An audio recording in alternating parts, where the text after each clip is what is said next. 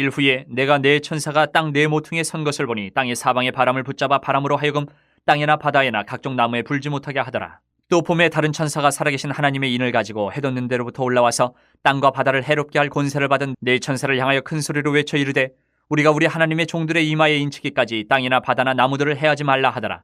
내가 인침을 받은 자의 수를 들으니 이스라엘 자손의 각 지파 중에서 인침을 받은 자들이 14만 4천이니 유다 지파 중에 인침을 받은 자가 1만 2천이요 르우벤 지파 중에 1만 2천이요 갓 지파 중에 1만 2천이요 아셀 지파 중에 1만 2천이요 납달리 지파 중에 1만 2천이요 므낫세 지파 중에 1만 2천이요 시므온 지파 중에 1만 2천이요 레위 지파 중에 1만 2천이요 이사갈 지파 중에 1만 2천이요 스불론 지파 중에 1만 2천이요 요셉 지파 중에 1만 2천이요 베냐민 지파 중에 인침을 받은 자가 1만 2천이라.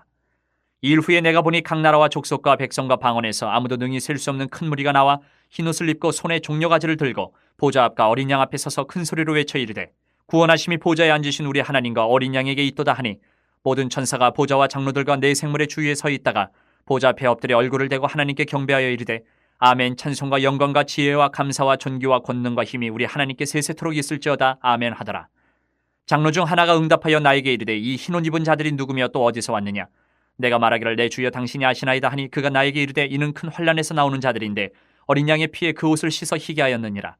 그러므로 그들이 하나님의 보좌 앞에 있고 또 그의 성전에서 밤낮 하나님을 섬김에 보좌에 앉으시니가 그들 위에 장막을 치시리니 그들이 다시는 줄이지도 아니하며 목마르지도 아니하고 해나 아무 뜨거운 기운에 상하지도 아니하리니 이는 보좌 가운데 계신 어린 양이 그들의 목자가 되사 생명수 샘으로 인도하시고 하나님께서 그들의 눈에서 모든 눈물을 씻어 주실 것임이라. 우상 숭배자들은 자신들이 섬기는 신이 당장 살고 있는 현실의 어떤 궁핍함, 필요를 채워줄 것을 기대하면서 우상을 섬깁니다. 그러나 하나님의 백성은 그렇지 않아요. 현실에 당장 내 눈앞에 있는 현실의 필요가 아니라 영원한 생명, 영원한 복을 구합니다. 오늘 본문을 통해서 하나님 나라의 복에 대한 확신, 소망을 간직하는 우리들이 되기를 간절히 소망을 합니다. 먼저 1절부터 보면 네 마리 말을 통해서 세상을 심판하시기 전에 어제 우리가 본문에서 묵상했잖아요. 6장에서 7인의 그 차곡차곡 떼는데 뗄 때마다 말이나 흰 말, 붉은 말, 검은 말, 청황색 말이 나와서 심판을 하는데 이 심판이 있기 전에 하나님께서 네 천사를 보내서 그 재앙 가운데서 보호할 성도들을 구별해 놓으십니다. 구별해 놓으세요. 에스겔서 9장 4절에 나오듯이 에스겔이 의인들의 이마에 표를 냈다, 표를 그렸다라고 표현한 것처럼 하나님의 백성의 이마에 네 천사들이 도장을 찍게, 인을 치시게 하셨어요. 재앙이 일어나기 전에. 이런 모습은 또 있죠. 예전 구약으로 넘어가면 출애굽 당시에, 출애굽 직전에 문설주에 어린 양의 피를 바르면 그 피가 발린 집은 천사가 와서 넘어간다, 재앙을 내리지 않고 넘어간다, 그래서 유월절이라는 이름을 붙였는데 재앙을 면하고 나머지 다 장자들이 죽어나가는 그 10번째 재앙도 있었는데, 인침을 받은 사람은 이 7인의 재앙에서 안전하다라는 거예요. 안전하다. 이 사람은 어떤 사람이냐? 불의와 타협하지 않고 신앙의 순전함을 지킨 사람들, 그리고 이 폐역하고 악한 시대를 거꾸로 거슬러 올라가면서 불편하고 고난당하고 핍박당하고 조롱당했지만 주님을 따라 간 사람들, 이 사람들이 주님께 보호를 받는 거예요. 인침을 받아서 주님께 보호를 받는 백성이기 때문에 그 인침받은 그리스도인은 세상에서 구조적인 악, 세상이 다 저지르고 가는 그 불합리함에도 반기를 들고 살아갈 수 있는 거예요. 그래도 행복한 거예요. 세상 사람들 다 이렇게 사는데 나도 이렇게 살아야지, 그렇게 안 살면 바보같이, 이런 것들 있잖아요. 그런데 보면 그게 죄 짓는 일이야. 그런데 세상 사람들은 죄라고 생각하지 않고 다 그렇게 살아요. 그럼에도 불구하고 나는 그리스도인이기 때문에 그것조차도 하지 않겠다. 불편하죠. 어렵죠. 그런데 행복해요. 왜? 주님께서 보호해 주시기 때문에. 그게 인친 사람이에요. 인침을 받은 사람. 그리고 4절부터 넘어가면 그 인침을 받은 사람의 숫자를 적어놨어요. 14만 4천 명을 인을 쳤다. 14만 4천 명.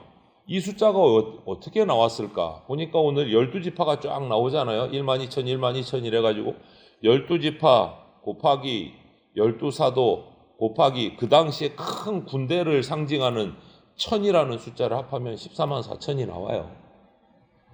그런데 여러분, 이 14만 4천이 중요한 게 아니에요.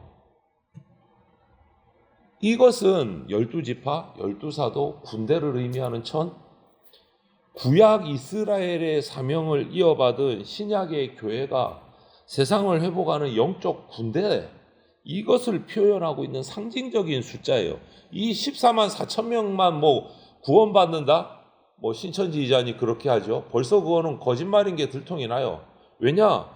지금 이 말이 나온 그 뒤에 9절만 가도 셀 수 없이 많은 사람들이 구원받고 찬양하고 있어. 그럼 이게 말이 앞뒤가 안 맞는 거예요.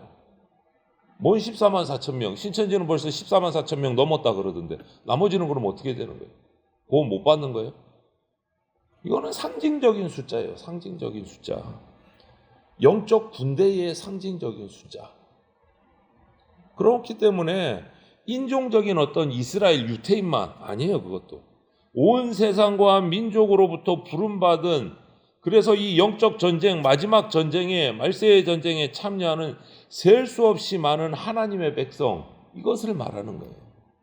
셀 수 없이 많은 14만 4천이라는 그 숫자에 얽매이지 마세요. 그거는 대표성을, 그리스도인을 상징하는, 구원받은 자를 상징하는 상징적인 숫자일 뿐이에요. 당장 손해를 감수하더라도 당당하게 사탄과 맞서서 저항하고 하나님 나라의 원리대로 이 땅에서 살아가는 그리스도인들을 말하는 거예요. 그렇게 인을 쳤어요. 그리스도인들이. 재앙의 영향을 받지 않도록 인침을 받은 이 14만 4천에 대한 환상을 요한이 보고 기록을 한 후에 새로운 광경을 또 봅니다. 그게 뭐냐? 9절부터 14절에 각 나라와 족속과 방언에서 아무도 능히 셀 수 없는 큰 무리가 흰 옷을 입고 종려가지를 들고 보좌 앞과 어린 양 앞에서 찬양하는 모습을 봐요. 요한이. 여러분, 흰 옷을 입었다. 능히 셀 수 없는 무리가. 흰 옷이 어제 뭐라고 했죠? 요한계시록에서 흰 두루마기는 구원과 영생을 입혀주신 거예요. 구원과 영생, 죄사함 받아서. 벌써 14만 4천 명은 훌쩍 넘었어요. 그 숫자에 얽매이기 시작하면 성경을 제대로 우리가 볼 수가 없는 거예요. 그 셀 수 없는 큰 무리가 이제는 어떻게 합니까? 10절에 구원하심이 보좌에 앉으신 우리 하나님과 어린 양께 있도다. 찬양을 해요. 찬양을 해요. 구원이 어린 양께 있다. 이 모습은 흡사 예수님이 나귀 새끼를 타고 예루살렘에 입성하실 때 무리가 종려나무 가지를 들고 호산나 찬송하리로다 주의 이름으로 오시는 이여 이스라엘의 왕이라 외친 모습이 상상이 돼요. 모든 성도들, 인침받은 성도들의 찬양에 이어서 모든 천사가 또 보좌 앞에 엎드려서 하나님께 찬양을 합니다. 영광과 능력과 지혜와 감사와 존귀를 찬양을 해요. 이어지는 거예요. 14만 4천 명이 찬양을 시작하고 능히 셀 수 없는 구원받은 자들이 찬양하고 천사들이 또 찬양하고 계속 찬양을 하는 거예요. 그런데 거기서 장로 중 하나가 요한에게 묻습니다. 저 흰옷 입은 무리가 어디서 왔느냐? 누구냐? 요한은 이렇게 대답해요. 당신이 아십니다. 그러니까 설명을 해줍니다. 장로가 14절 하반절에 큰 환란에서 나와 어린 양의 피에 그 옷을 씻어 희게 한 자들이다 라고 말해요. 이게 뭡니까? 흰 옷을 입었다는 것, 구원받고 영생받은 자들, 예수 그리스도의 보혈로 재씻음 받은 자들, 성결케 된 자들, 구원받은 자들을 말하는 거예요. 그러므로 이 흰 옷을 입은 능히 셀 수 없는 무리는 인침받은 14만 4천과 동일하게 구원받은 하나님의 백성, 영적 이스라엘인 거예요. 구원받은 모든 성도와 천사들이 하나님과 어린 양께 찬송을 영원한 하나님께 드리는 그 영원한 찬송, 그것이 천국에 올라가서만 드리는 찬양이 아니라 이 땅에서부터 우리에게 성도에게 주어진 영원한 의무입니다. 하나님을 찬양하고 예배하는 것. 우리가 이것을 기억해야 돼요. 우리는 구원의 확신을 받은 자로, 인침받은 자로 찬양하고 예배하면서 이 땅을 살아가야 됩니다.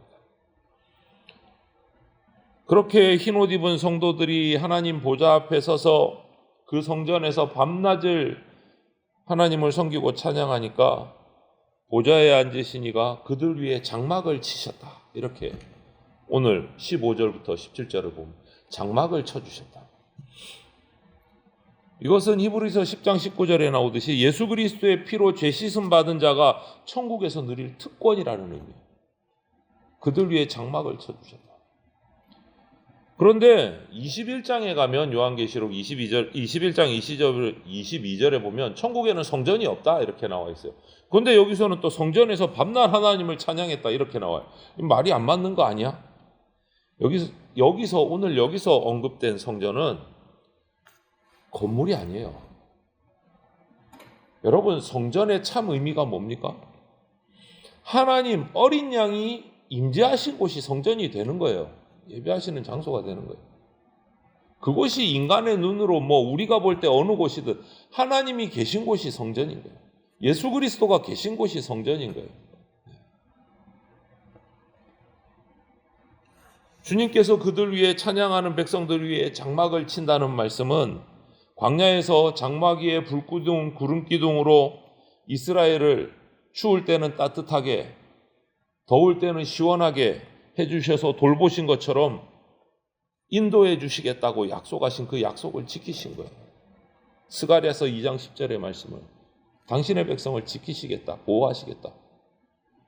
다시는 줄이지도 않고 목마르지도 않고 어떤 뜨거운 기운에도 상하지 않도록 해주겠다. 해를 받지 않게 해주겠다. 이 빈곤, 어려움, 고난은 단지 우리 육체적인 문제가 아니에요. 영적인 메마름까지 다 포함해서 이 모든 것을 다 지켜 보호해 주시겠다. 그것을 천국에서도 장막을 쳐주시는 것으로 약속을 이루시는 것을 보여주시는 거예요. 성도의 영육 간의 풍성함을 약속해 주신 거예요. 어린 양 예수 그리스도께서 그들의 목자가 되셔서 이제 장막을 친 것으로 끝나는 것이 아니라 그들을 생명수 샘으로 푸른 초장으로 인도해 주시고 그들의 모든 눈물을 씻어 주실 것이다. 모든 필요를 다 채워 주실 것이다. 이렇게 오늘 7장에서 약속을 해요. 그렇기 때문에 저와 여러분들 성도는요, 죄 때문에 세상에 생겨난 모든 결핍들을 해결하셔서 생명과 풍성함을 누리게 해주시겠다는 이 주님의 약속을 믿고 살아가는 거예요. 왜? 반드시 약속을 지키시는 분이시라는 것이 우리가 알기 때문에. 여러분, 하나님 나라는 성도가 영원히 하나님을 찬양하고 오늘 나온 것처럼 하나님이 베푸신 은혜의 복을 영원히 누리는 것이 하나님의 나라입니다. 하나님 나라는 예수 그리스도로 인해서 예수님이 이 땅에 오실 때 벌써 임했습니다. 예수님이 계신 곳이 어디라고요? 성전이다. 예수님이 계신 곳이 하나님 나라다. 주님의 약속을 믿고 예수님을 따라가면 하나님 나라를 누리게 되는 거예요. 오늘 저와 여러분도 이 주님의 약속을 온전히 믿고 늘 하나님 예배하고 찬양하면서 거룩한 삶을 살아간다면 우리는 이 땅에서도 하나님 나라의 복을 누릴 수 있게 됩니다. 저와 여러분들이 영원한 예배를 드리고 영원한 복을 누리는 하나님 나라의 백성으로 살아가시고 주님 오실 때 하나님 나라에 올라갈 수 있는 저와 여러분들이 다 되시기를 주님의 이름으로 축원을 드립니다. 아멘.